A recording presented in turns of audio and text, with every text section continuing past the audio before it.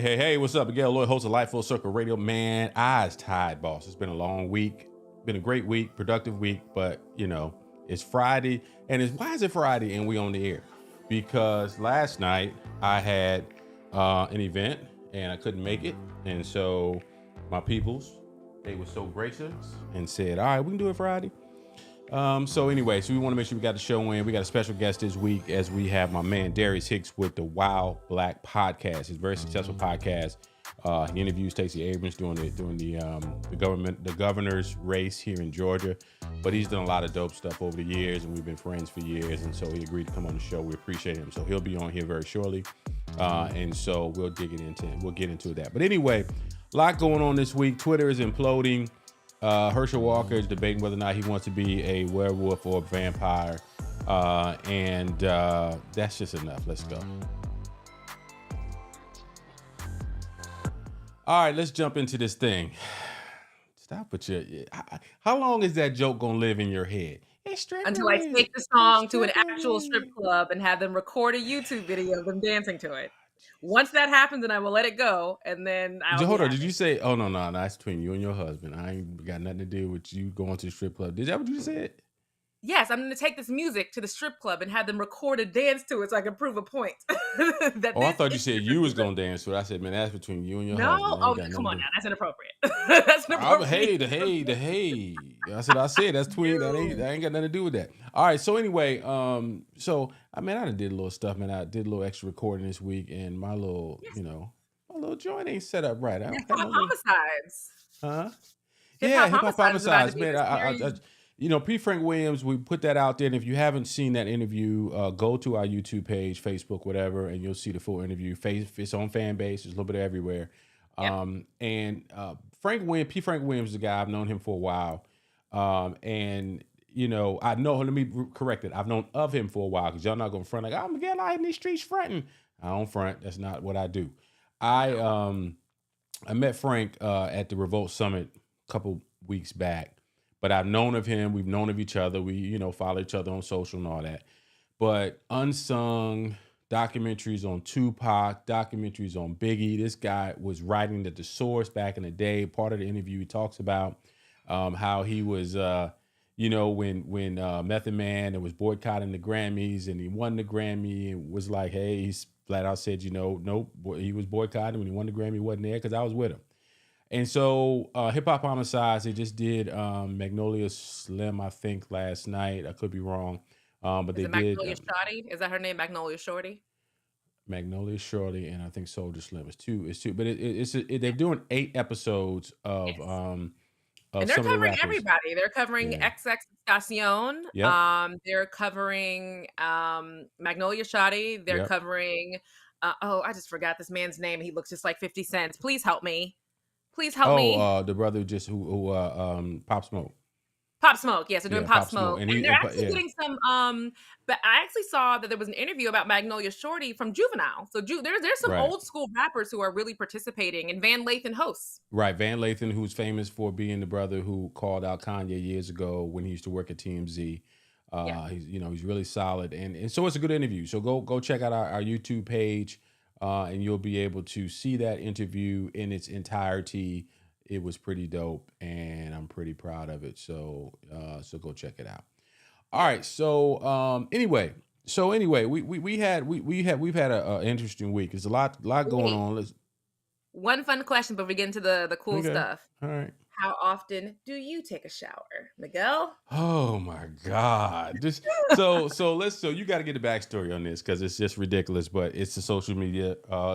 That's what's on social right now. Go ahead, get a backstory. It is. So actress and podcast host B. Simone was on a podcast with her friends, and they were talking about hygiene and body health. I don't know how they phased into that conversation, but they were asking her, how often do you take a shower? And the male host was like, I don't take a shower every day, which, I mean, some people are just like that. That's not a huge deal. So he was like, oh, okay, so today's Monday, so you'll take a shower on Wednesday. She was like, no, maybe Friday morning, Thursday night. And they all just kind of looked at her like, and she was like, oh, am I gross? And my response is yes. Yes, you are. I mean, I'm all for and maybe Miguel can attest to this. I haven't, like, on a lazy Saturday and I Mm-hmm. haven't done anything, Mm-hmm. I'm not gonna jump up to take. It's not that big of a deal. But Mm-hmm. if I've been outside working, dealing with the kids, changing poopy diapers, I went to the gym. It's an Yeah, everyday. no, It's no, a that's situation. come on, dude. Yeah. So, yeah. Yeah, This is a it's story, weird. but here's the thing, It's and not like some white people mess. I hate to say that, but it's not like some white people mess. but hold on, the girl, what is her name? Be Simone. She ain't white, so how's some No. white people mess? So this ain't no white people mess. This is some social mess. This is some I want to get some clout mess because we don't know Mm. if she's telling the truth or not. We don't know. We There don't are know. a couple of black female celebrities who have said this, that they don't take showers every day. I don't know if it's because of the work schedule, the makeup, the hair, the lashes, like the whole thing that goes into looking like them, that is just so much work to start from scratch. But I've heard this from a couple of black celebs before. I am so tired of what people will do to get attention on social. It's just it's beyond ridiculous. Yeah. But she's B Simone. Saran was working on something with her job. They had a release. I don't know who she is, but she's pretty popular. She was doing comedy here in Atlanta recently. They did a big release. I don't know if it was a new show or something. They did it at the Gathering Spot. The line was wrapped around the block. I stopped through there, leaving the city, want to go use the bathroom and get a drink. And I was like, nope, place is closed. And it looked like a club. Oh, what's going on?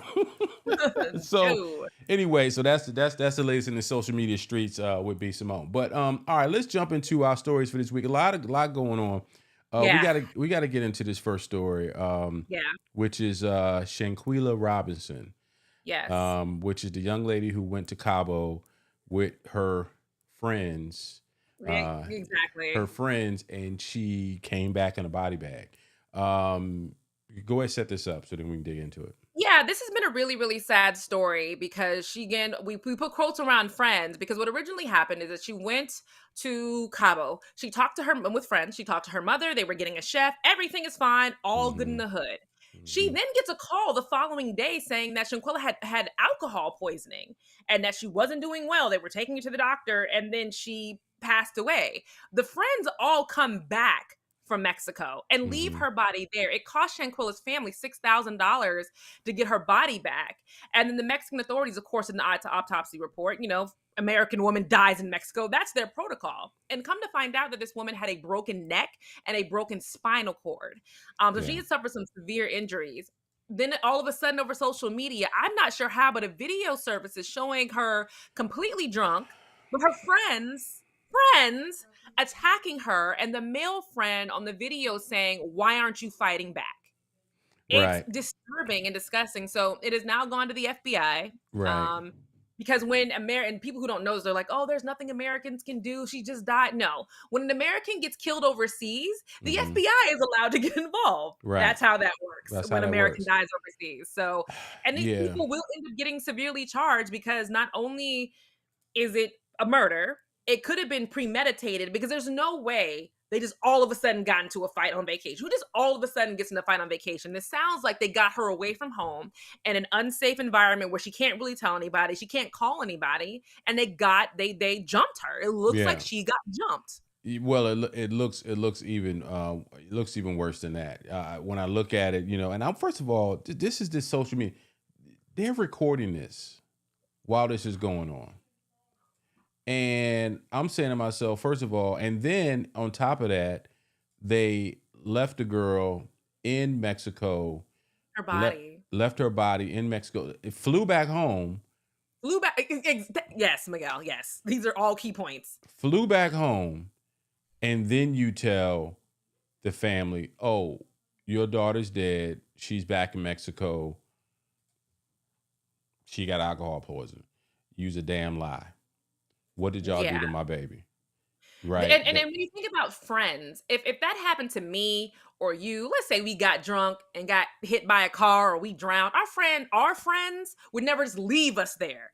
No. I have friends who'd be like, I will be sleeping on the street out in front of the medical examiner's office until her body is released, and we will get a camel or donkey and we'll ride it back all the way to Florida. That's Ev- what friends do. Everything about this stinks. It stinks to high Absolutely. heaven. There's no question, no ifs, ands, or buts about it. And I look at this stuff, and then now I saw something about the so-called real friend is what he calls himself. Um, he's talking about, he got there a day late, and when he got there, he was talking to her. The stuff I've seen is that the girl was dead not long after her neck got broke. Yeah, And, she was and dead right after that. So his whole right, story, everybody, no one's story yeah, makes any sense. It all right, sounds stupid. So you guys right, might want to stop talking on social media right. and get lawyers because you're gonna need them. Yeah, yeah, yeah. They're all going to jail. Y'all Um, are yeah, going to and it's yeah, federal, you guys. You're not yeah. going Oh, to yeah, local state. yeah, You're going to federal prison because yeah, you all left somebody who you all yeah, killed in another yeah, country and you all came back. yeah. That's federal. Yeah, I just really feel for the family, and having a daughter in this age range. Hmm. you know, I just think back at the stuff that we did as kids, and no, nothing close to this, right? Yeah. But I try to not be the old guy in the club all the time, but like, oh, back in my day. But man, this is just terrible to think that you get this call, this young lady, oh, girl, have fun, go to Cabo, have fun with your friends, and then you get this call that she's dead. This is Yeah. so we're going to continue to follow the story, Absolutely. and hopefully justice is served in this scenario, and whoever's responsible for this woman. Now, first of all, the girl who was punching on her, which I'm not going to grab the video, not putting it up. You will Uh, never see the video on yeah. on anything like Full Circle Radio. You will Right, never see it. right, right. If We you don't want we to don't do see it, that. yeah, you want to see it going out there, go check it out. It's heartless. It's crazy. The girl was just swinging on her. The guy taking the camera said, "Come on, Shaquilla, fight back." She's like, "No." And so at that point, what else do you want from this girl? The brutalizer who was beating her up. So, all right, let's move on. Takeoff's funeral just passed last week. Since we Yeah. aired, Justin Bieber sung at the funeral. They said don't bring Yeah. any cameras, but there's pictures that leaked out. Atlanta, there's already murals in town, and it's just sad news, as we mentioned. Our interview with Frank Williams and P. Frank Williams and the hip hop homicide. This stuff has got to stop, man. I'm just hoping that it's just sad news. It's just really sad. Yeah. Yeah. All right. So Chris Rock is going to be the first ever comedian to perform live on Netflix. This is interesting because we all kind of grew up in the pay-per-view era, where you would pay to see somebody at the level of a Chris Rock, perform. Anybody's been to a Chris Rock concert in the last 15 years, that you can't bring your phones in. He was the first one I experienced that with, where you went to his concert and they locked the phone up and you couldn't, because they, one thing about, and people say, well, why do they do that? And why don't they do that with musicians? It's really simple. Once you hear that joke one time, it's not funny again. No. It's funny, but it's not as funny again.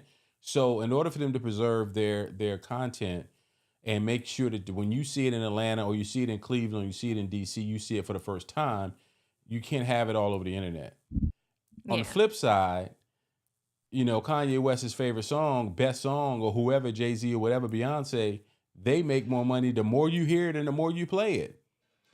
So Mhm. all the having phones in there and having, that's just great promotion, because that's, Yeah, the spins. stickers and Yeah. and also I Yeah. think with musical performances, it's a different vibe in different city. They switch up Right. outfits, they switch They do. lineups, they switch dancers, Yep. there's different things. Shout out Ohio, let's do Right, this, right. whatever Ohio dance. Right, It's right. not like that with comedians. Comedians are almost just like it's the same. Right. Right. It's a commentary that, and so I think back to some of the stuff back in the day, the Richard Pryor stuff, the Eddie Murphy stuff. If that stuff would have been out, if Ice Cream with Eddie Murphy or Bicentennial was out back in the day before they came to your local city, it's gonna kill the show. So anyway, Yeah. so Chris Rock being on Netflix live is gonna be very interesting. Yeah. Full disclosure, people that watch show, I'm not a Chris Rock is fine by me. He's not like butt gusting, gut busting, laughing when I Who wants see to him. hear an angry gremlin scream at them? I'm not a Chris Rock fan. Like I don't want to hear an angry gremlin yelling at me with a loud voice and giant teeth, giant chiclet teeth yelling at me. I'm okay. Just like my husband hates Lil Kevin Hart. I It's, feel the same way about Chris Rock. why you gotta have a little precursor to Lil Kevin Hart? That's what my husband says. Oh my God, y'all are a mess. Anyway, that's gonna be interesting. Staying on the comedian trail. Last week's monologue by Dave Chappelle was freaking hilarious. Let's go. Listen, Jewish delegation, I be on y'all side. I really do. But when some of y'all, not all of y'all, some of y'all came out and said that it was anti-Semitic, I was listening to it worried, like, oh, he gonna say something so messed up. He didn't say anything anti-Semitic. And I'd be the first to tell Miguel, don't say this. Don't say that. That's not how you supposed to say that. But this You is know what what's so was funny? You know what's so funny? like, We were off air one time, and I said those two words together. He let me go. You can't say that. I was like, don't say that. I And was but like, it's fine. He said the Jews, and I was like, ah. right. We like they literally have got the rest of the world so scared to even put two words together, the Jews, that Dave Chappelle started off his monologue with. There's two words, the Jew, that nothing ever happened. Monologue. He said the Jews, the joke about the gang, and that there are a lot of Jewish people in Hollywood. Then he was like, "There's a lot of black people in Englewood." Right. Most of his thing was about Herschel Walker and Trump. It was maybe 2 seconds of Jewish stuff. So how is that anti-Semitic? First of all, it was more than 2 seconds of Jewish stuff. He did a decent amount of time. Well, you know what I mean. But the It point wasn't a is, whole monologue. but you're right. The point is this. The point is that why is it that it's cool to for everybody else? And here's the thing that I didn't even, because I'm not a big South Park fan, right? I never spent a lot of time watching South Park. I love South People Park. started posting like that was a major part of their steady storyline, that the fat character, what's his name, the little bad fat boy, Cartman used to always talk about his buddy who was Jewish. Yeah, and constantly. it was constant in this show. And I'm saying to myself, hold on, how long was South Park on the air? 20 years? 20 Right. years? Right. So all of a sudden you go sit up and tell me that this is a big deal. Oh, but when the black man comes out and just says the word the Jews, and all of a sudden, everybody's coming out, Greenblatt and all these folks are coming out talking about how bad it is. This is. And so now you have a situation. Kyrie Irving potentially said he may come back and be able to play as early as this weekend.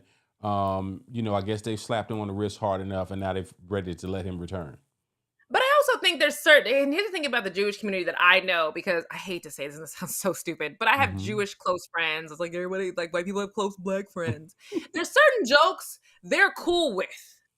And they have no problem with, like the whole them controlling all of this Hollywood they don't like. But if you make a joke about matzo ball soup or your grandmother, and the stuff and the this and the that and the accent and the Brooklyn, my children and the cat and the dog outside, you got to bring them inside before we have to go to I had a whole thing, but I can't do it right now. If you do that, it's funny. So are they gonna let us know what's cool and what's not cool? Because they need to give us a cheat sheet. I would love for a Jewish comedian to take the high road on this and make the jokes and be like, it's weird that they were mad about this because this is what we say and we joke. And I think that would break the barrier and break the ice between the Jewish community and the rest of the world. Because right now, the Jewish community is acting like the trans community. No matter what you say about us, you're either anti-Semitic or you're transphobic. Even if it's not racist, even if it's not anti-Semitic or transphobic, if you say one thing about us that we don't like, we're labeling you as this. And that's a very scary place to be in. Yeah. Especially, and before I wrap this up, as Black people, every race in comedy shows have made fun of Black people, especially Black women. There are white comedians like Bill Barr and Bill Maher who marry and date Black women just so they can tell the jokes. We always have to suck it up and laugh. It's funny. It's cute. Why doesn't anybody else have to suck it up, laugh, and say it's funny and it's cute? We're on the same page. I'm looking at this thing and I look at it and it's just. And here's the thing about Dave Chappelle, before we get into our what. Dave Chappelle was a perfect comedian to do it. Nobody better. Yeah. Nobody. And here's the thing. If you go back and watch that monologue, he had a lot of nervous moments. Some of the things that he said that he was just like, ooh, did that land good? If no one else can do this, nobody but Dave Chappelle or Chris Rock can pull this off as being the most accepted. No, I don't even think Chris Rock. Chris Rock can pull it off, but he's just not as good at it as Dave Chappelle. Dave Chappelle, Richard Pryor. and Richard Pryor has gone to glory. So that Right. just leaves So Dave it's just Chappelle. Dave Chappelle. And so he did a great job of basically sitting there in the room with a whole bunch of white folks and basically saying, and probably a whole bunch of Jewish folks, and basically saying, this is how you got us sitting around. Like that joke when he said something about Kanye got in so much trouble with the Jews that Kari got in trouble with the Jews. You know, just stuff like when that. he said, I'm sorry, when he said that Kanye West said that what he said and then went to sleep and everybody's on pins and needles, Right, that's how it felt. That's how I It felt felt. like It's just going to bed after you right said that. after you say that. So I thought if you haven't seen the monologue, go to I think it's Peacock as they're streaming, or you can find it somewhere on the internet streets. I thought it was brilliant, and so if somebody wants to give us a cheat sheet on what can be said or not, please let us know. All right, before we bring our guest on, we got to get into our favorite segment of the week, and that would be.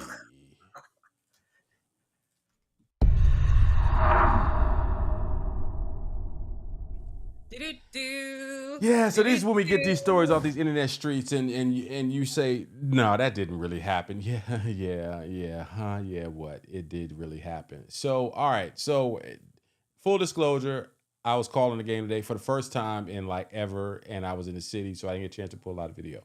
I didn't get a chance to pull no video.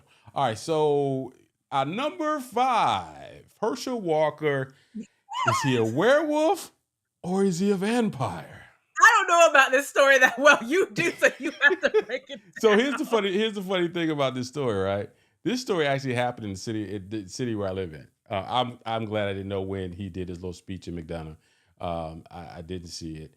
I didn't see when he live, but I saw the video. So he's in this joint and he's just rambling about watching this scary movie. And then I hope y'all know that vampire, a werewolf can kill a vampire. And I wasn't sure if I want to be a vampire. And then I'm looking at this stuff. I'm just like, they are making a complete mockery out of Hershel Walker. And he's enjoying every minute of this. He's just like, these people don't really like you, dude. I don't know why you think that these people really like you. They don't like you at all. Are you watching it now? Are you watching it? I'm looking at the quote. So here's how the quote starts, just so you guys can hear it really quick before we go to our next section. Yeah. And you can see how incoherent this is. Yeah. I was here watching a stupid movie late at night, hoping it's gonna get better. It don't get better, but you keep watching anyway. Cause the other night, I was watching this movie. Kia, called Kia, don't try to read that. Don't try to read that. I'm not done. Oh, I know. This movie called Freak Night, or some type of night, but it was about vampires. I don't know if you know, but vampires are some cool people. Are they not? Yeah. And yes, they are. Vampires are cool. Yeah, man. They're making complete mockery out of Hershel Walker. And the fact that he's still in this race and they still got to spend millions of dollars to keep this guy from being our next senator is absolutely insane. All right. And really quick, before we go, there's another senator who said if he gets elected as a senator, he won't be a real senator. Yeah. What does that mean? Yeah, Josh Hawley, who's the big show his fist. I don't know if he's in Hollywood or not. For some reason, I think that story's somewhere here. Number 4, Marvel purists and misogynists are boycotting Wakanda. Have y'all seen it yet? You better skip to number 3. Nope. Yes. Nope. We're not gonna get nothing. Everything we're gonna talk about right now, everybody knows, because the whole presentation of Wakanda is the only male character. The only 2 male characters are the water guy and M'Baku. That's it. Everybody else is so we know it's all about the women. And so a lot of people are like, oh, they killed T'Challa off and they only want women running, blah, blah, blah, blah. And then it's the comic book purists who get on my last friggin' nerves. Oh, well, it's not exactly how it's supposed to be. That's not how it was in the comics. Most of us ain't read them daggum comics. They're not going to read them comics. We're out here for the fun and the interesting storyline that's being created. So Omar is a purist, but I think he also was very, very reverent about how important Chadwick Boseman. That's what changes the story. Chadwick wasn't supposed to die. They probably had a whole bunch of male run films and all that kind of stuff. Even old boy who betrayed T'Challa in the first film, when Chadwick was alive, was supposed to be back for the second one. But when he died, it was kind of like, I don't even know what to do, and I got nope going on. it's fine. I'm gonna go Yeah. see. I'm actually gonna go see it tomorrow. I don't think Okay. was meant to be misogynist, but the reality is the husband did die. T'Challa did die in real life. Right. What were they supposed to do? What Well, were they supposed to do? it's all about the recast T'Challa hashtag. It's all about they should have just put somebody else in his place, and no. So No, there's I'm gonna be a not. new Black Panther. So for all of you guys who have already seen it, Kia hadn't seen it yet. That's the only reason we ain't talked about it. No, We may have to do a special show this weekend once Kia sees it Sunday. on. Maybe we'll do a special show on Sunday, because a lot of what you're talking about is answered in the film, and Great. so We gonna have my mama because she going with us. It's gonna be me, my mama, and my okay. husband. We all be sitting on this one screen talking All about the right. movie. Okay. So Number Sunday. 3. Black Oh, Twitter has a question for Kari Lake. Are you black? All right. So Kari Lake is the woman. She ran for governor in Arizona. I thought she was Black. Yeah. So here's the thing about Arizona. Arizona has a lot of biracial and multicultural. You got Hispanic folks out there. You got black folks out there. So there's a lot of folks, who on a given day with a little sun and a little spritz in the hair. It is what it is. But whatever she claims to be, she is. That's her business. I thought she was a light skinned Black woman because that hair is so stiff. That don't look like nothing but a hot comb and some spritz and some motions. That I swear. And even if she's not Black or Mm-hmm. mixed, her makeup is extremely dark, which to me screams blackfishing. So either you're Black and not claiming it, or you're blackfishing because your makeup is entirely too dark. Tell us what Mm-hmm. it is, Kari. She said Next she one. ain't gotta tell you nothing. Number 2. And this is the story it was in the what? GOP Senate implies Republicans are mistreat walkers. So Hawley is the guy that you've seen out there who was at the January 6th insurrection situation. He had his fist up in the air and was screaming at the insurrectionists, "You go, guys!" So he basically said in a tweet that what are you guys going to do with him? Is he going to be a real senator? And I sit back and say, these cats are not even hiding it anymore. His tweet says, "I don't get the Senate GOP line on Herschel Walker. Please, please win, but we won't let you vote for leadership. Are you going to treat him like a full member of the Senate or not?" And now, of course, that tweet is gone. If you go to his Twitter, Of course, it's no longer it's there. gone. Yeah. Yeah. So Go ahead. here's my thing. I feel like Herschel Walker with the GOP is the same way when people take in foster kids or special needs kids, not because they love them and they want them to grow and be better people. It's because they want the check. I mean, as that sounds awful, but that's what it seems like with Herschel Walker. We just want your vote. We don't care. We don't care That's about you. it. We don't give a damn about you. We just want They your know he vote. doesn't have a So, real opinion. They're like, "What is your opinion?" No, spoon fed, spoon I've for his given you your opinion. opinion. And number 1 is just Donald Trump. Where Donald. are we going? Which article are we starting with? Which thing are we starting with? Where You you want to go with not this? long because we got my man Darius in the wings and he's coming in a minute. He sucks. Here's what this fool sat up there and said. When we were black on you right there, this fool sat up there and said that if you deal drugs, you should get the death penalty. Period. Full stop. After multiple presidents have gone through making, weed dealing a low level offense and overturning weed, because there are people who have been in jail for lifetimes for weed, and they're like, no, that shouldn't be a lifetime thing. And I get here's the thing, guys. He said he was going to fight the opioid epidemic his first term. Did anything happen with the opioid epidemic? Yeah. No. So now he's No. going to put all drug dealers in jail. No. You're just Are spouting you off stuff you think are you sounds gonna put good. all your friends who over there snorting coke off of women's bellies? You're gonna put them in jail too? Oh, poor Um, Hunter Biden. He's going to jail. That's so sad. Well, that was random. All right. So anyway, that's our what segment of the week. You missed any part of the segment? Make sure you follow us on these internet streets: YouTube, Instagram, Facebook, and all that good stuff. So we got to get ready to bring in my guest. My man Darius Hicks. Darius and I have been friends for a good minute. We both did our tour duty in the good Bentonville, Arkansas. And so he was a Walmart superstar. And so then he moved to the A either before or after. I have to check when he comes back on when he got here. But he's got a great podcast called Wild Black. We ran into each other. He came through when I did the interview with Otavio Samuels back a couple of months back. He was in the room. And he had opportunity to interview Stacey Abrams. And so Let me bring in my man, Darius Hicks. Good evening, my brother. Happy Friday to you, Happy Playboy. Friday. Let me make sure, though. I had to, let me get your mic up. There you go. All right. Can you hear me now? Yep, we got you. We Yes. got you. We got you. Look, happy Friday. I appreciate the invite. It's beautiful to be here. How are we? Hey, y'all energy is already up there. I got the flu shot today, so I'm Okay. down here a little bit. Oh, Okay. we got Okay. you. We're We good. We got got you. you. We'll got you. We'll pull you up. We'll pull you up. So meet the super producer, Kia Shakur. The energy Welcome to Drink Champs. Welcome to right. Drink Champs. I'm ready. Does this count? I'm ready. Yeah, it I'm counts. ready. It counts. It counts. So anyway, man, man, thank you for coming on the show, bro. You know, Yeah, absolutely. we've been talking about this for a while, and you know, we're looking forward to doing more stuff together. And I'm so Yeah. proud of the work you're doing, man, with Wild Black. Tell us about that podcast and the genesis. You've been doing that for how long now? Oh man, this is year 4 for Wild Black. Mm-hmm.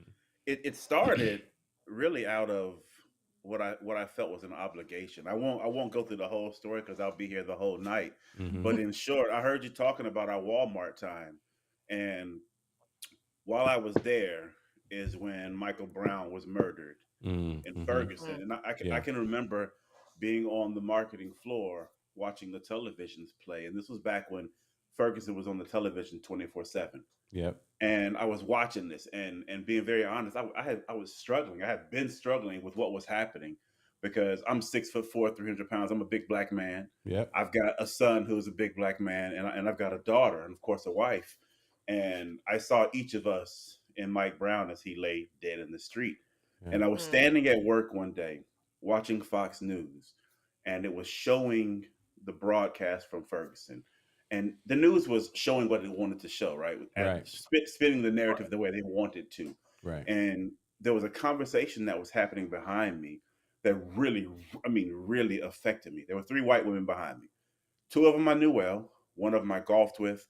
The other had been to my house for dinner. I had been to her house, and the third was relatively new to the organization. But I knew her like Mm-hmm. coworkers. Mm-hmm. And their conversation, it wasn't overly hurtful. It wasn't necessarily racist, but it Mm-hmm. did something to me. Yeah. It was They were indifferent, wasn't it? It was indifferent. it was worse than indifferent to me, right? Because Mm. what happened was one of them looked up and said, "What's happening?" And the other said, "I don't know. It looks like someone won a championship." And I'll give them a little grace on that because I remember what Chicago used to look like in the '90s when the Bulls won. They would tear the city up, right? You see cars on fire. So Got I it. gave them Yeah. a little bit of grace. And the third Yeah. one said, "Well, why does it have to be so violent?" But what I took away from that interaction was they were so privileged to not have to know, right? This thing was happening and it was creating like mental exhaustion for me. I had been in real tears. I had real moments of Right. fear and concern and desperation and like, how do we solve this? And this thing was happening over and over again, and it would continue. And I sat in that moment and I walked away with this one understanding. I live in their world, but they don't necessarily live in mine, because I knew what was going on The Bachelor. I knew what was happening in their Yep. world, and I didn't watch any of that stuff. But Absolutely. here's this thing that was happening 4 hours away from us in my world, and they're supposed to be people who care about me. Right. Yeah, you're clueless. And in Yeah. that moment, I started using social media to the best of the ability of the algorithm's limits to inject humanity from my world into theirs, right? And I wanted them to see it, consume it, and share it. And I did that for a while until I was sitting at my grandmother's garage in Jackson, Mississippi, and I Mm-hmm. was having a conversation with my cousin, and we were talking about retirement. And I was 37 at the time, and I was thinking I'm going to be 40 soon. I need to change the way I do my retirement. And this is Mm-hmm. my big cuz who always had the answers. He's like 6 or 7 years older than me, and he Mm-hmm. just knew stuff, right? He just knew things, and I was waiting for him to get me with this advice that was going to change my perspective. It was going to be the piece of information that I needed to redo everything. And I talked to him, and at the end of it, he looked at me with a blank face, and he didn't say anything. And I said, "Well, cuz, what you got for me?" He said, "I got one question." I'm thinking this is going to be the question that opens everything. This will be the enlightening moment that I'm looking for. And what he said to me was, "What is a 401k?" And my heart broke. Mm-hmm. And all of a sudden, the time I had spent trying to inject humanity from our world across the aisle into their world felt wasted, because what I needed to be doing was using my resources and my network and my network's network and my education and my access to fill the holes and build the bridges for our people to go from where we are to where we need to be. And that's where the Yeah. idea from Wild Black came from. That's why every episode is positive. We don't argue, we don't fight, we don't fuss. Everything is about building. I am hyper sensitive as to who I bring on, because they have to come on to build and not promote. Now, if we So can you're wrap not a a Lakeith promotion in there, network. You're not a say it again. Lakeith Let's Talk network. No. Because there is somebody, just to bring up what I'm talking about, there is somebody who has a large platform, who could be doing a lot to teach a lot of people a lot of stuff. And every time I tune in, it is arguing. It is Black No. women are this, Black men don't do that. I'm like, are y'all serious? Like, this is Yeah. not It's what it should interesting. be. That's the interesting part of this conversation, because I have a very good friend of mine who enjoys enjoys our content, but he always he kind of says to me, "Oh, brother Lloyd, man, we got to get your views up, blah blah blah blah blah," and him understanding that there's things that I'm not going to do to get views. Yeah. There's things that I'm Never. not going to do to. That's not my calling. Yeah. My calling is to find an audience, just as you just said, Darius, that wants to be a bit entertained, but then have brothers like you or sisters like, to come on, and we're really going to bring you some knowledge, whether it be, or bring you some information or perspective that you're not going to get from Drink Champs. And no knock on Absolutely. what they're doing. That's what they're doing. That's that. And here's the thing. It's easy to run out of here and run out in the middle of the highway and crash your car into 5 people and get attention. Yeah. It's Yeah. harder to sit on the side and look at that car accident and look at the humanity and explain what happened during that time. Yeah. And that's the part we don't really want. We talked about this young lady earlier who got killed in Cabo. The lack of humanity with that situation is just like, where are we going? Kia, go ahead. You want to jump in? Well, let me ask that the fact that you brought that up is really, really key, because what's happening is with the Shanquella Robinson situation, Shanquella Robinson, I'm hoping I'm pronouncing her name right, is that it ended up being Black content creators who needed attention to that. A lot of, because nobody knew what happened. Like the people told her mom that situation, and then a lot of Black content creators started getting videos and getting more information and making it to a bigger thing. When now the FBI is involved. I mean, why aren't more content creators focusing on that kind of information? Because that is bringing in a lot of views. A lot of people want to know more about the information. A lot of Black people are into that true crime stuff when it involves our community, because there's so many things that haven't been solved. So why aren't more people doing that? Yeah, I mean, I wouldn't dare speak for all content creators, but what I will say is my perspective is that over the last 10 or 15 years, there's been a training exercise that we've been participating in, whether we knew or didn't know, right? And you see that so much of the content that we digest on TV is about conflict. And it's shown us that conflict drives numbers. And then, Miguel, to your point, it's about the viewership, right? But the reality behind that is view doesn't equal impact. And coming from a marketing perspective, I want a qualified viewer, right? And that's not to knock. Like, to your point, Drink Champs does a thing.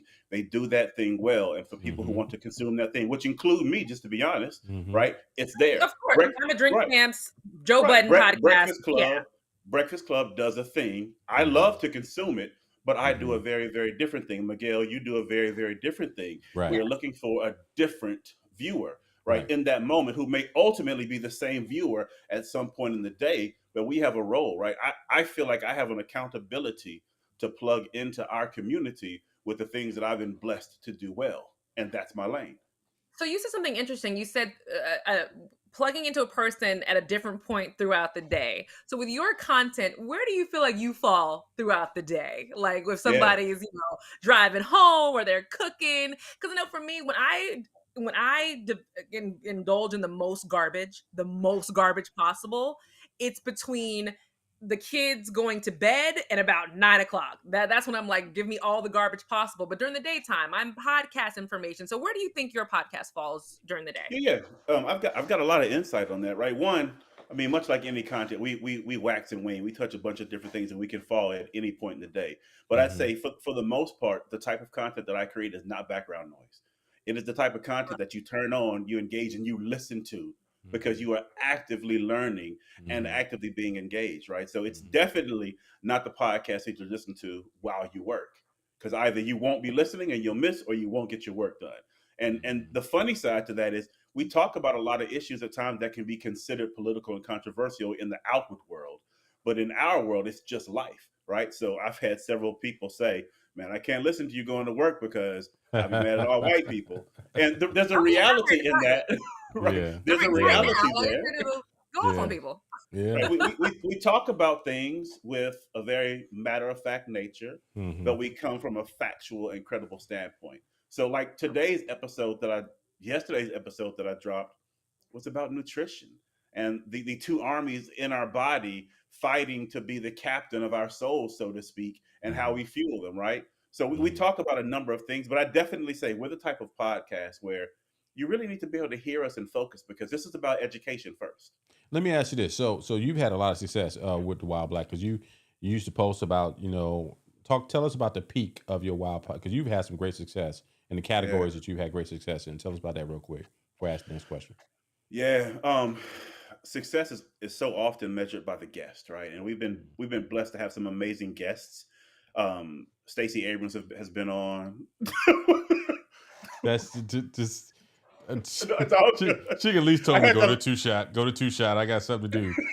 I had to laugh. That's fam Stacey right Abrams there. has been a guest. Sorry. She's Ben coming. Crump has been a guest. Okay.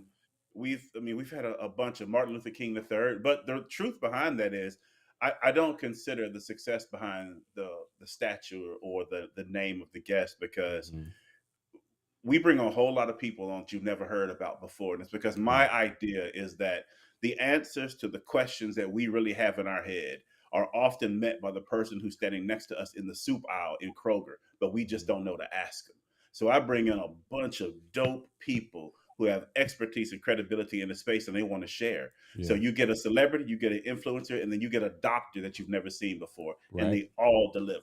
So the pinnacle and the success of what we've seen so far is episode to episode. It's the impact that episode creates. It's the email that I get back from someone who has been touched. It's the moment, because I jump on the phone, I jump on Zoom with listeners, call them family, and we talk through things. What do you like? What do you need? I bring half of them on, right? Because there's some dope people doing some dope things all around the world, and no one gives them a voice. No one amplifies them. So that's it for us, man. So tell me why you do more podcasting than you do video, similar to what we do. Yeah. So there are a couple of reasons. One, because the topics that we touch on sometimes make people uncomfortable from a guesting standpoint, because people are fully aware that they have to go back out into the world and operate tomorrow. And if they say the wrong thing, they're caught in the wrong light.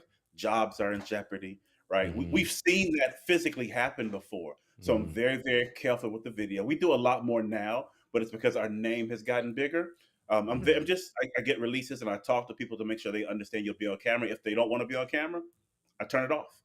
We are an audio podcast. Video is a bonus. And I never release entire episodes. I release a snip, 30 seconds. 60 seconds, 90 seconds. That's all we do. Okay. Yeah, no, it's because a lot of what we do is similar to what you're talking about. We've been doing, Kia and I, we joke, but Kia and I have been doing this for the better part of 12 years. 12 years. Yeah. I mean, when I first moved here, you were doing it then. I was doing it then. I was doing it when I was in Bentonville. See, I didn't know it then. Right. When I was in Bentonville. It's funny because Blog Talk Radio, when we were on Blog Talk, it was, and back then this is a lot. Now it's nothing, but back then it was 1,500 downloads a week. Right. A week back in the early whatever, like when people were just getting into this and everything. So it was a big deal. And we still, I'm looking at the numbers. The numbers are doing fine. But to your end, I think the video is enamoring. It gets you locked in. Video. But podcasting. People would be able to see me do this as I slide out. Right. You have to see that slink out. But to that end, what you said earlier, in that many people who reach out to us and who enjoy our content, it's not similar. You don't want to, when we get into this part of these type of conversations, it ain't something you want to do while you're at work. It ain't something you're going to get caught up, because we're very intentional about bringing a high power guest. I just had P. Frank Williams, who produced Hip Hop Homicides. I just released that a couple of days ago. And it I ain't gonna be, saw Dante was just on here too. I peeped that out too. And we yeah, had a fitness expert on who blew my mind about everybody Mhm. who's all about the Beyond Meats. And yeah. Beyond Meats are so healthy. She was like, they're not healthy. If you don't Not eat at meat for all. religious reasons, it's fine, but they're not healthy at all, and you should stop eating them. I was like, well, like, I didn't know that. I feel stupid because I've been like, oh, no, I'm not going to eat that hamburger. Can I have the Impossible Burger? And she's like, it's just a bunch of sodium. Yep. That's all it is. So we're gonna throw a couple things up. So stuff that's on the headlines right now, and I know this is stuff you probably talk about. So you interviewed Stacey. She didn't win. But what is your feeling on whatever, Kia? What is I your hate Stacey Abrams. I'm sorry. I hate her. I'm keeping it a buck. He can roll his eyes until he goes blind. because she don't I really don't hate her. like That's social media garble. She don't really hate Stacey Abrams. You She don't just really dislikes her a little bit. It's okay. Sure. We'll just say I dislike her a little bit and I wish she would stop running. She's the Charlie Crist of black women. Let it go. Let it go. You just want her. I'm done. She is not done. going anywhere. As we know in the state of Georgia, anybody trying to raise money in the state of Georgia, they gonna come see Stacey. You want to raise some money, spend some money in the state of Georgia in the Democratic Party, come see Stacey. But anyway, tell us about you had an opportunity to talk to Stacey Abrams. What was your take on that interview, and what do you think about her? Yeah, but honestly, the first thing that I got from her is it's going to sound funny to say, and it's actually I don't even like that I'll say it, but it is honestly what I felt. She was blacker than I expected her to be. Right? Like that's just I've the met truth. her too, And, so that makes perfect sense. She actually right. is, yeah. That's the truth. Like And I think that Octavia from The Help kind of black, like that kind of black. What does that mean? She ain't Octavia from the Help. She is not at all. No, I mean like she's frying chicken in Crisco, like Crisco I butter. Like expect- she's no. that black. I expected her to be more politician than black woman, right? And I think that's honestly, it's much Yeah. more of the perception that I have of politicians who don't always give you their real face, and if they Yeah. do, we don't typically believe it, right? But Yeah. when I had the chance to talk to her, I was like, oh, she's a sister. Like I Yeah. knew it, but then I knew it. You know what I mean? You It's want like to she say, was- oh, you black. That's what you Yeah, want to yeah, say. yeah, it really was. Yeah, Because yeah. when I met her recently, she was at they did a fundraiser at Mo Ivory's house, Mhm. and Mo Ivory that's the picture that's out there. What I took a picture with Common. Common was there. He came through. We had Mo on the podcast like 2-3 years ago. Okay, yeah, Mo's a dope chick. So what happened was we're in Mo's house, and we're in her kitchen. Literally, it's 60 people in her house, and I'm just maybe more. I'll give or take. And when it was time to take a picture with Common, Stacey was the one that says, "Okay, I know all y'all want to get a picture with Common. We're gonna do this in groups. Okay, this group gonna get in there, and the rest of y'all move out the way. All right, y'all got y'all picture now. The next group, no, don't try to slide in here twice. I saw you. This is Stacey, right? See, and honestly, that's black. That's auntie black. Yeah. She's that's very what it anti-black. was. She's very Yeah. anti-black. I think that the issue but at the same time, and this happened, I don't know, Darius, if you heard the interview, what happened with her and Rashad Ritchie like 3 days before. I saw that. I was extremely disappointed in that. What I was your was take on that? extreme. What was your take? So easily. Couple things. One, some things should happen behind closed doors. Absolutely. That's my perspective. I feel like we have to protect the culture Yeah. before anything, right? That was the first thing. Yeah. Secondly, that felt crazy personal to me. It was and very I understand that is your show. And I'm not knocking Rashad at all. I think what he does is absolutely dope. Yeah. But I wish that conversation would have happened behind closed doors and not 2 or 3 days before the election. Like have that conversation 3 weeks. But here's before. the thing. Here's the thing with that though. She shouldn't have brought it up. I absolutely agree. She shouldn't have brought it up because it is personal, and she knows Rashad, and those of us in Atlanta know Rashad. We know that he's the dopest. We're talking about Dr. Rashad Ritchie. He's on Young Turks, and he's got a morning show in Atlanta, and rolling out. Rolling out. He's a growing media pundit in the country. He's been great in Atlanta for years. Now he's become really powerful. You can't do that to him because he was being for 10 minutes. It was a clean interview. It felt good, but he was waiting on that. And the moment for people wondering what we're talking about, It's out there. I'll try to find it and post it on our I Life actually Circle haven't page. seen it. That's why I'm trying to figure out. Well, What it's not. just It's okay. Well, let me give you some context. So 3 days before the election, she was on the Rashad Ritchie show, and 10 minutes into the interview, interview's going great, and Stacey says basically to Rashad that she basically, in paraphrasing, she didn't like the fact that he was going around saying that she wasn't reaching out and talking to black people. Yep. And at that point, it went pew. Well, yes, I reached out to your I reached out to your team 7 times. I got the text, I got the receipts to show that every time I tried to get you on my show, you wouldn't come, blah, blah, blah, blah, blah, blah. And they started going back and forth. And they said it was Mo Ivory in the background. They said, let her talk. And she started screaming. And I said, oh, Jesus.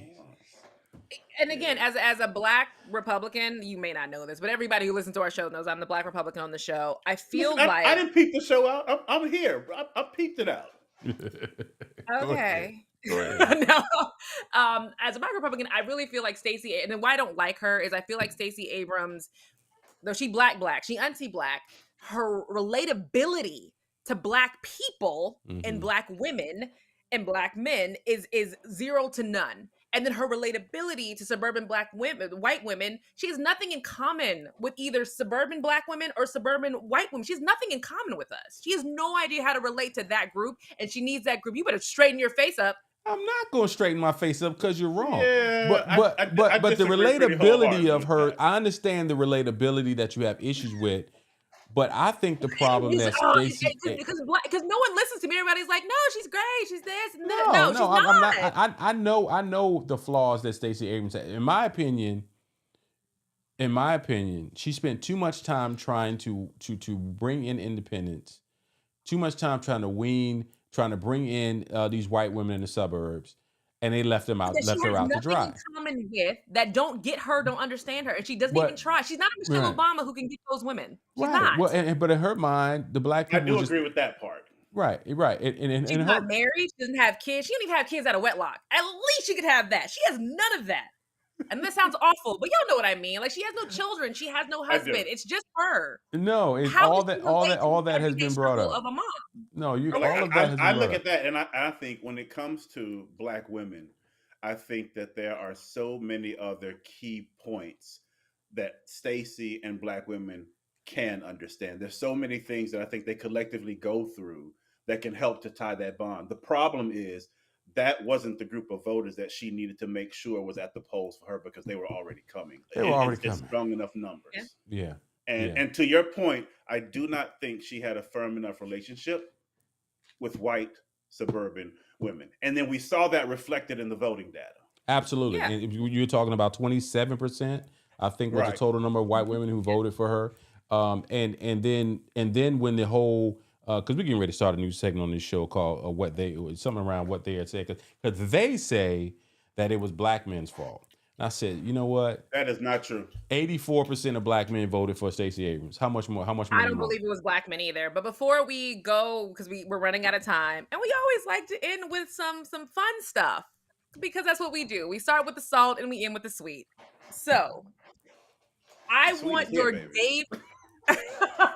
I want your Dave Chappelle stand-up comedian opinion about Herschel Walker. All jokes. Let's go.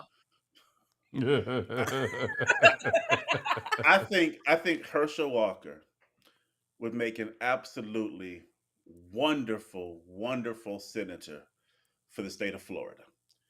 I think that she lives in Florida.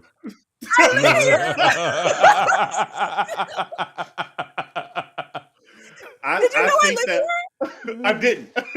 I think that Herschel Walker should focus on his goals of being a vampire or a werewolf. That's where he should spend his time. I think Herschel Walker should focus every bit of his energy once he loses this race in content creation. I saw a video that he put up at some point where he was telling everyone this special thing that he did when music came on to get exercise. That was hilarious. It was dancing. And then at the end, he said, anybody can do it. I was like, no, I can't curse. No stuff, Herschel.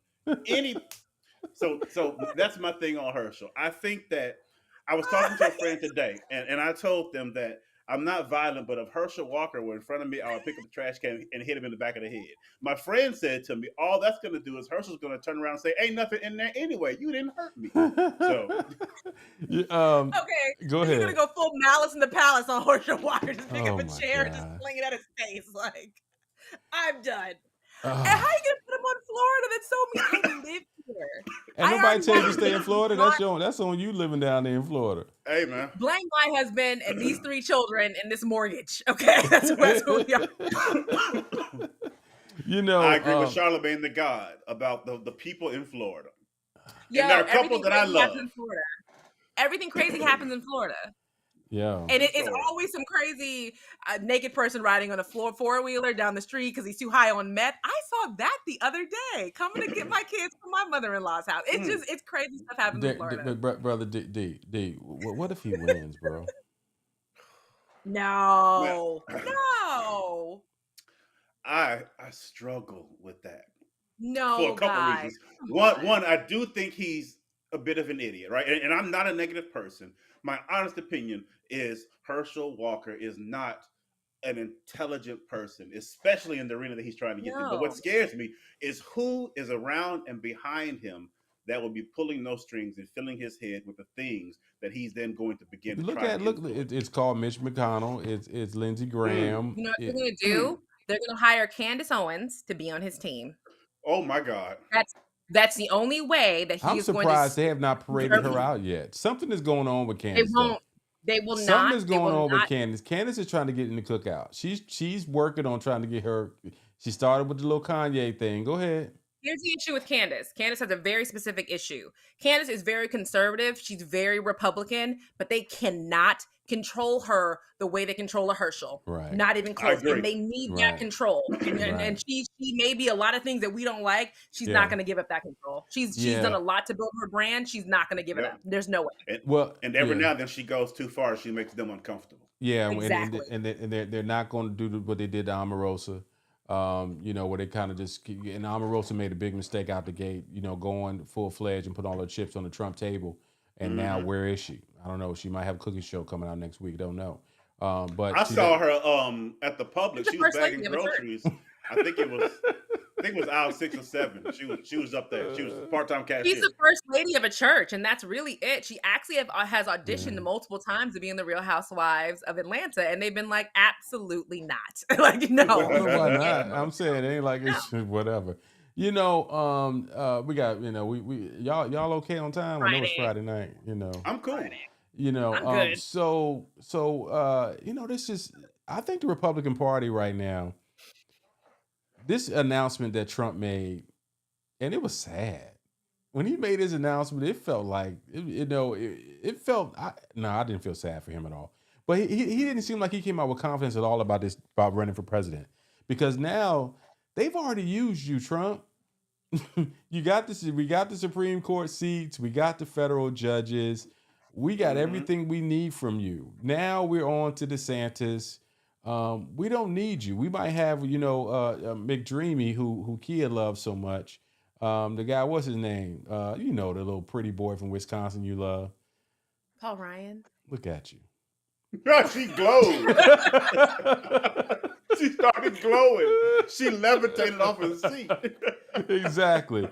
It's about time for Paul Ryan to come back out. He might come back out of here. I don't know, man. Trump, I am more concerned about Donald Trump and violence than I am about him winning president. And also think of the pool we have right now running on the Republican side. According to the rumor mill, it is Donald Trump, Ron DeSantis for sure, and that penguin from Batman, Chris Christie. But don't forget, Mike Pence is doing a lot of interviews all of a sudden. There's no way. You know why? No, Mike Pence. Is that what it is? He's selling a book. He is selling a book. He is selling a book. But no one will pick Mike Pence because he literally has shown he has no spine on either side. None. Yeah. None. There's no spine. I'm not worrying about Mike Pence. Mike Pence might as well be Dan Quayle if it wasn't for January 6th. Nobody would even care. So, but he's got a book. He's got a book he's selling. So that's why he's out here. But let's when we talk about the Democrats, because of course now they want to talk about the whole thing is everybody says, well, Joe Biden obviously he can't run again. the hell you talking about? Like, because right now this country is not ready to vote in Kamala Harris.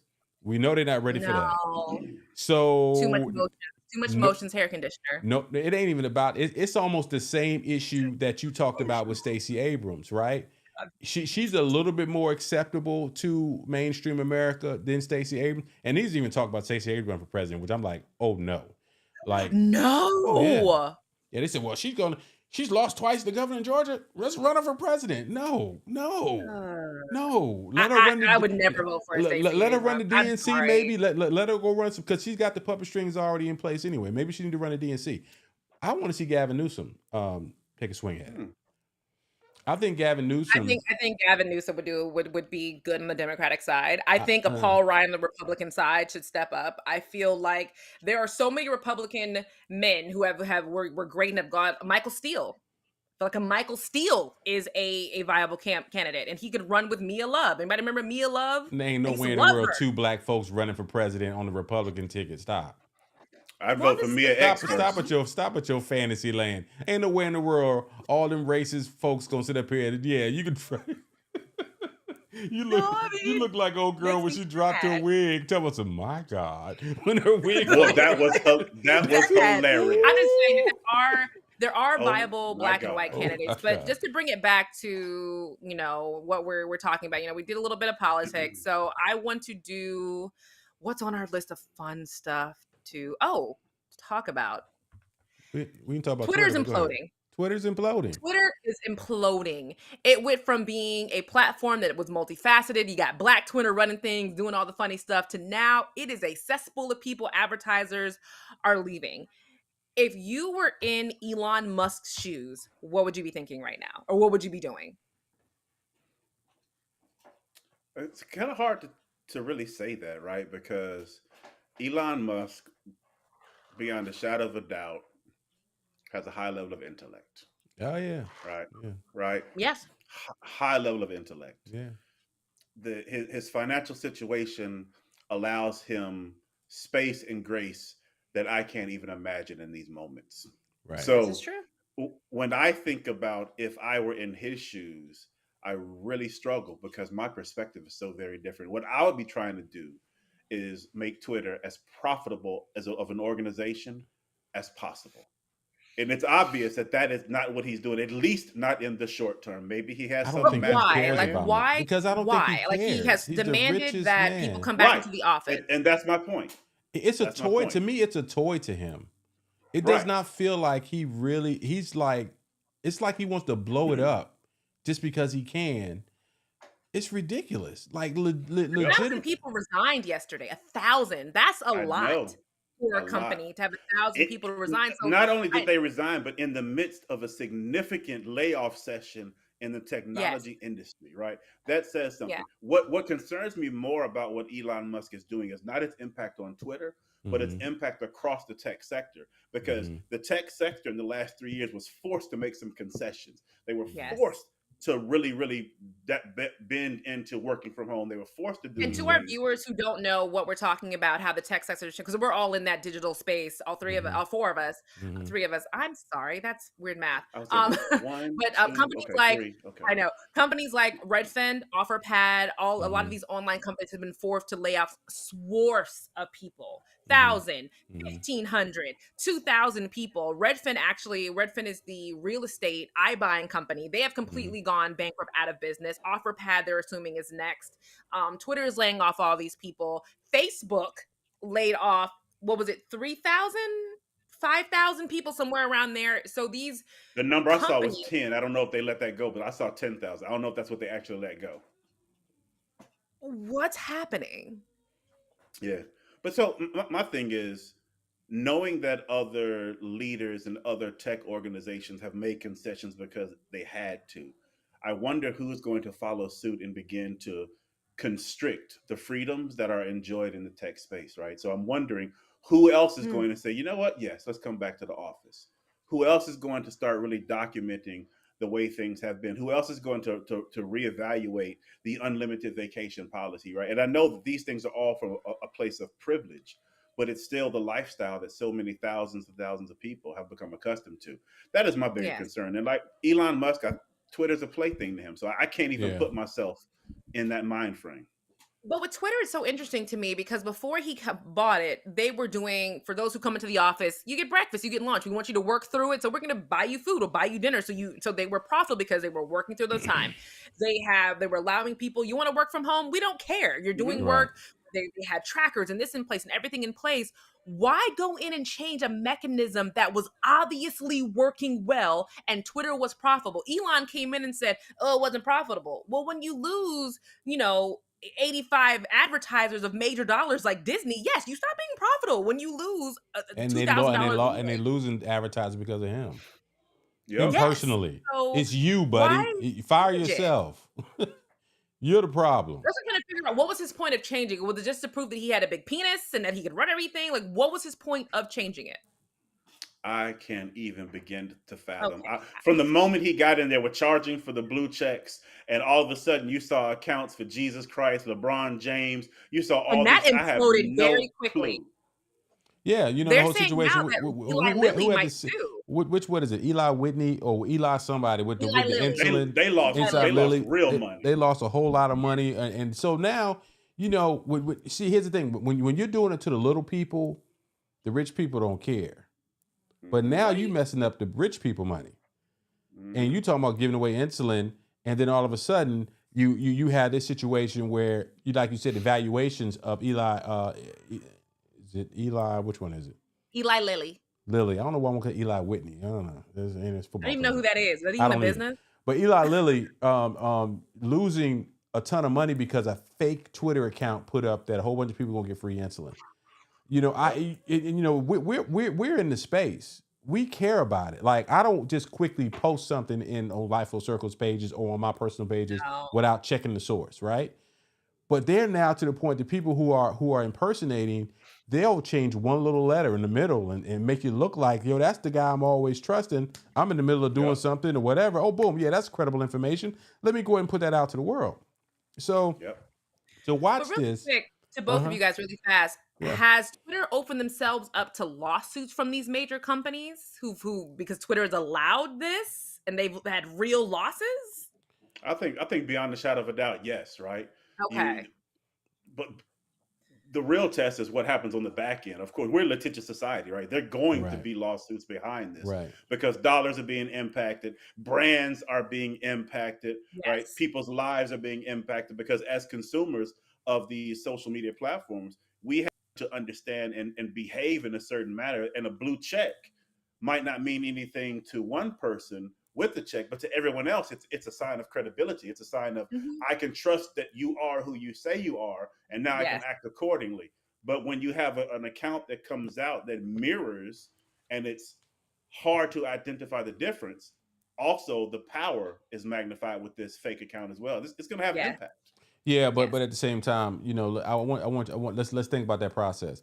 They're getting sued simply because someone with a fake account impersonated somebody else.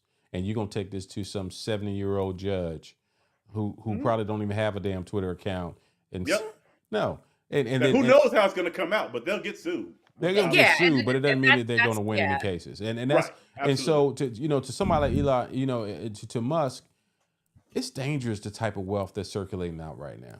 It is people like Musk, people like the situation where everybody jumped on Kyrie Irving's back, but nobody said anything about Amazon still selling the stream and increasing the price. Really quick.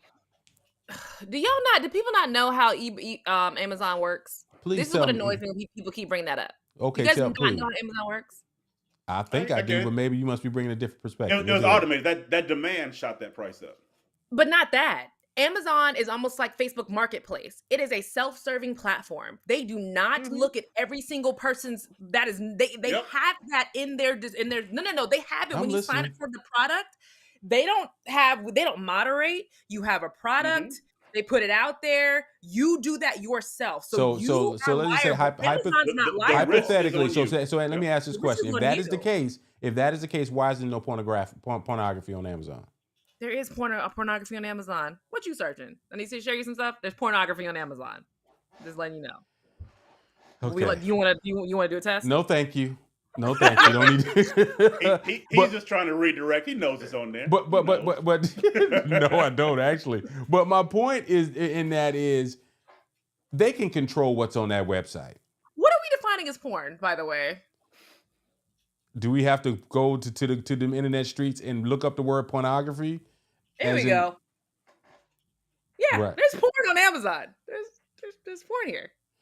Amazon has the ability porn. to There's moderate. sex toys on here. But sex toys is not pornography. Sex toys is not pornography. I'm talking about straight up. Anyway, we're not gonna go down this rabbit hole. My point is Amazon can, if Amazon finds something that they don't want to show up, God, Jesus. Reel it in. Amazon can control that content. I'm about to cut your mic. Amazon can control that content that they have on their site. Porn and ice cream, porn star zombies. What is porn star? Slut I don't even know what that is. You messing your algorithms all up. You was looking for diapers last night. Now everything gonna pop up on your Amazon to buy some daggone porn. Anyway, Live nude girls unite to kill zombies. So my point is they can control what's on their platform, and that makes it even worse. I'm going there. If they got pornography on Amazon, and I've been on Amazon forever, and it's there, then that's even worse because my kids be on Amazon, and I don't want them to flip up one little word. But my point is that the wealth that Bezos and Elon Musk and these extremely wealthy people, it's almost like our politicians are being so exposed. There's a book called You Are a Toddler. She is in there. Wait, no, it says Quit Porn and Get Rich. That's the book title. It's called Quit Porn and Get Rich. Oh, Jesus. This now, is our toddler. I wonder, is it quit consuming? Is it quit acting? Like what? Let's go deeper. Hold on, let me no pun intended. Oh my God. Let's see what it says. Quit porn and get okay. Quit porn and get rich. What happened to my show tonight? Go ahead, Kia. Quit porn and get rich. The unsuccessful rule of successful people. So I'm just gonna cut is this little like clip quit up real quick. OnlyFans and start an MLM. Jesus Christ. Is that what this means? So they gonna go from being on porn and OnlyFans to being selling five links or something. All right, so I forgot my point. It was going somewhere. I lost it a long time ago. But this nonsense. Our politicians aren't nearly as powerful as you think they are. They just aren't. Wow. They are being controlled by people like Musk who sit back laughing at us all. Man, I'm just like, all y'all out here driving Teslas, chasing after these daggum Teslas. Man, sell that stuff. I'm gonna keep stock though. You can't do that though because they are making rules in every single state that you have to go to an electric vehicle by 2034. Oh, well, everybody making electric vehicles. They ain't got to get no dog in. It's a black-owned. I'm going to do an interview with him next week. Black-owned electric car company right here in Atlanta, and he's going to be retrofitting your existing vehicles. Did you know about that one, Darius? I want to, I texted you when I saw that because I was looking around. Amazing. I want to go peep the showroom. It was with Derek Automotive. Yeah, Derek Automotive is right there in Atlantic Station. He's got like a 1970 or 80 Mercedes in the showroom right now that has been retrofitted and is now an electric vehicle. We're not gonna need Elon Musk. That's fantastic. As a mom who needs the 7-fitter because of the twins and the son, and the dog, and the husband, if you could switch that to electric, that would be amazing. Absolutely. They are in the process right now. And I'm asking, I'm asking all the questions. What about the weight of the vehicle? What about if, you got the battery in the front? And what about, what are you going to do? They got all that stuff figured out. Black owned right here in Atlanta, Derek Automotive. And we'll be doing some content around them in the next 3 weeks. Love it. So, man, we got to get together, Derek. We got to work together, bro. Huh? Let's do it. And when is the next Wild Black podcast? We can make sure that our listeners can tune in. Absolutely. So we release roughly every Thursday. We are getting ready to go on break. Our last episode of this year will happen on Thanksgiving. We'll be back in January. But the beautiful thing about Wild Black is that I focus on evergreen content. There are very few top. Love it. Right. You can go in there and you can open up something from 4 years ago and it will still make sense to you today. Couple things I want to add is Wild Black is happening. It's on Revolt now. I've also created another show for Revolt called Monuments to Me. Monuments to Me, I call it the sister to Wild Black. Monuments to me is a space hosted by two Black women. Mm-hmm. We feature only Black women as guests, and they talk about only issues and things, concerns, needs, wants, desires, likes, loves of Black women. It is what's called a protected space for Black Mm-hmm. women specifically to build and to grow. It is literally a monument to Black women. That is what I was thinking when I wrote the concept, when I created the That's show. awesome. And in addition to that, I created it, but I stepped fully back. There's a team Mm-hmm. of Black women who produce it. There's Black Mm-hmm. women that host it. I jump in if they need me to pick up a ball and run someplace and knock on the door. I do that, but they decide the topics, the guests, the flow, the format. It is their thing. If you ever want to talk about Black fertility, I'm your girl. Let your team know. That is my favorite topic, Black women and reaching out about fertility issues, because we don't get that advice from our mothers because they don't know. Black fertility. Yeah, I remember when you talked about that, kid, because you Yeah, had some challenges on the fertility side before you had the babies. absolutely. Yeah. I'm And going we to had tell no you, idea.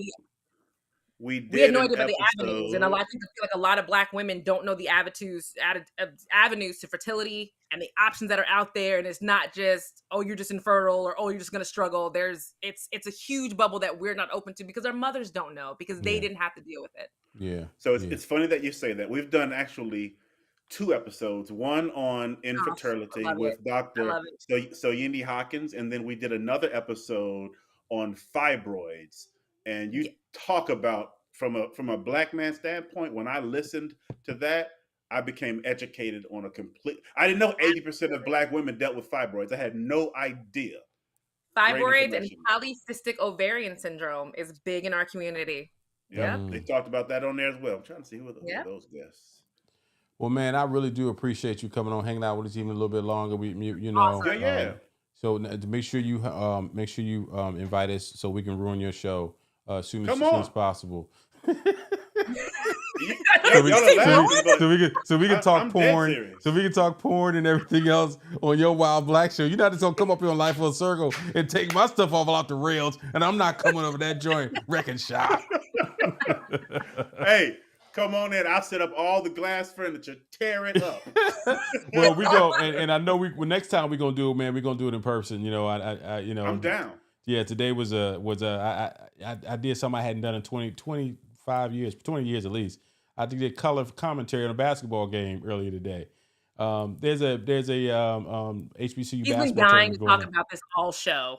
And 20 minutes past the end of the show, you still had to buy. So man, there's some games going down at Morehouse this weekend, man. A whole bunch of HBCU. See, right?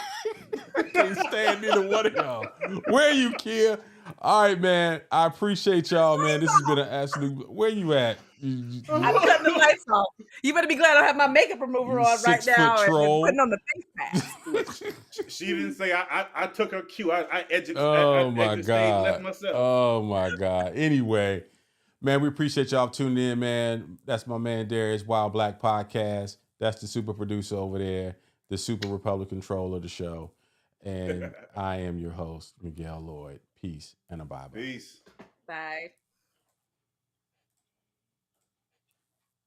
Are we out? Is it? Oh, you're working on it?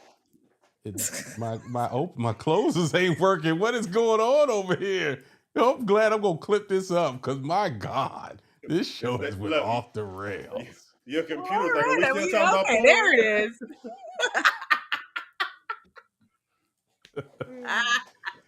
Oh my God.